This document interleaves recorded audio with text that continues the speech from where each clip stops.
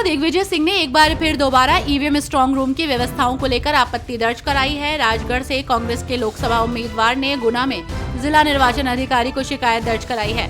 हालांकि दिग्विजय की शिकायत के बाद उन्हें सोशल मीडिया पर ट्रोल करना शुरू कर दिया गया है।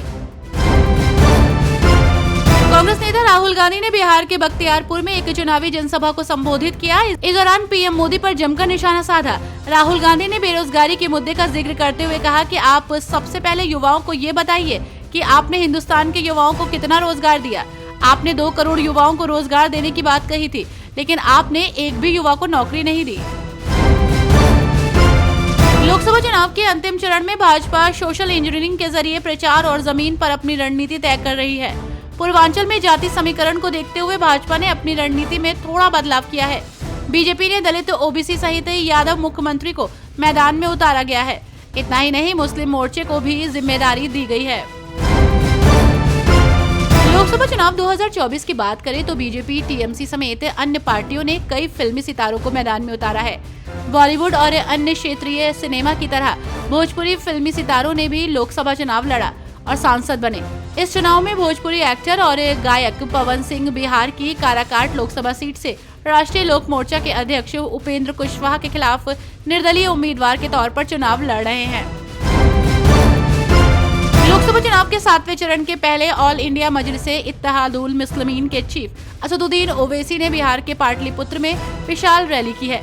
यहाँ ओवैसी ने लालू परिवार पर जमकर निशाना साधा और कहा कि पाटलिपुत्र लोकसभा सीट पर एआईएमआईएम उम्मीदवार फारूक रजा के लिए पालीगंज में जनसभा को संबोधित किया। उड़ीसा के मुख्यमंत्री नवीन पटनायक ने आज सोमवार को राज्य में मुफ्त बिजली का ऐलान किया है।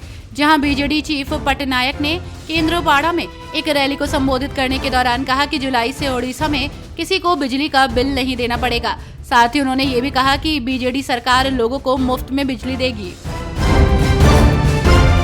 यौन शोषण के आरोपों का सामना कर रहे जेडीएस से निलंबित सांसद प्रज्वल रेवन्ना ने मामला सामने आने के 1 महीने के बाद कहा कि वो भारत लौटेंगे और 31 मई को विशेष जांच दल के सामने पेश होंगे।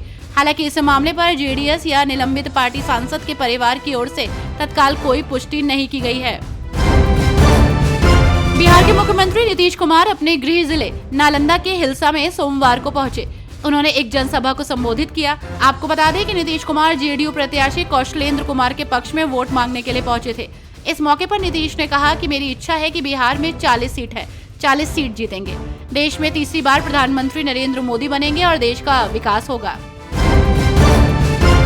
अफजाल अंसारी को गैंगस्टर मामले में मिली 4 साल की सजा पर इलाहाबाद हाई कोर्ट में आज सोमवार को सुनवाई हुई।